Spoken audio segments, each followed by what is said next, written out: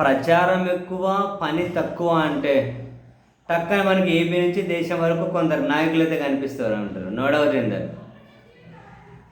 మీడియాని వీళ్ళ చేతుల్లో పెట్టుకుని వీళ్ళు చేయించుకునే ప్రచారం ప్రాక్టికల్గా వర్కౌట్ అయ్యే దగ్గరికి అంటే ప్రాక్టికల్గా చేతుల్లోకి వచ్చేసరికి ఏముండదు.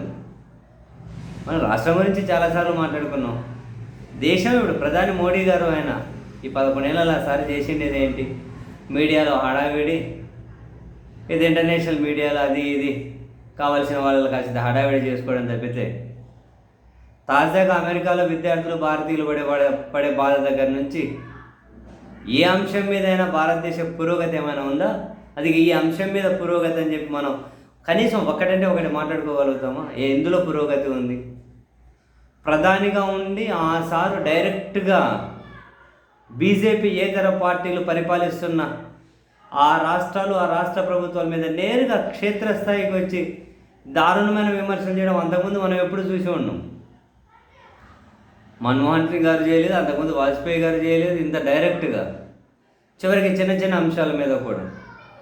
తాజాగా ప్రధాని గారు ఇక్కడ తెలంగాణలో గచ్చిబౌలి భూముల వ్యవహారం ఏదైతే ఉందో, సరే అది కోర్టు స్టే ఇచ్చింది, కోర్టులో నడుస్తుంది, దాని మీద ప్రధాని గారే విమర్శలు చేయాల్సిన అవసరం ఉందా? తాజాగా సరే ఏమంటారు?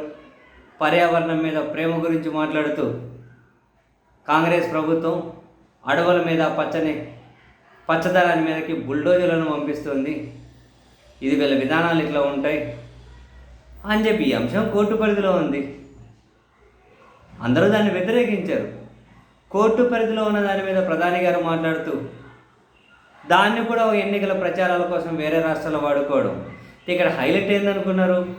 రేవంత్ రెడ్డి గారి సర్కార్ మీద ఈ కాంగ్రెస్ సర్కార్ మీద ఈ విమర్శలు చేసుకుంటూ మళ్ళీ మే 2వ తేదీ అమరావతిలో ఏదో ప్రారంభోత్సవాలు, శంకుస్థాపనలకు వస్తూ ఉన్నారండి. ఇంతకుముందు ఒకసారి వచ్చారు మట్టి నీళ్ళు పట్టుకొని, ఇక్కడ మట్టి చలిపోయారు. ఇప్పుడు మళ్ళీ ఇక్కడికి. మరి సారుకు పర్యావరణం మీద అంత ప్రేమ ఉంటే ఈ సర్కార్ మళ్ళీ 44,000 ఎకరాలు సేకరించాలి అని చెప్పి నేను ఆలోచన చేస్తున్నాడు. ఆ దిశగా ముందుకెళ్తూ ఉన్నప్పుడు బీజేపీ కనుక భాగస్వామ్యంగానే ఉంది కదా, కేంద్రంలో వీళ్ళు ఉన్నారు కదా, మరి మళ్ళీ 44,000 ఎకరాలు పచ్చని పంట పొలాలు నాశనం చేస్తున్నాడు. వాళ్ళకు మాట చెప్పాలని అనిపించలేదా? 33,000 ఎకరాలు 3 పంటలు పండే భూములు కాంక్రీట్ జంగిల్ అయిపోతుండే, అప్పుడు అనిపించలేదా? ఇక్కడ 400 ఎకరాల్లో అది కోర్టు స్టే ఉంది, ఏం కాలే ఇంకా అది కాదు.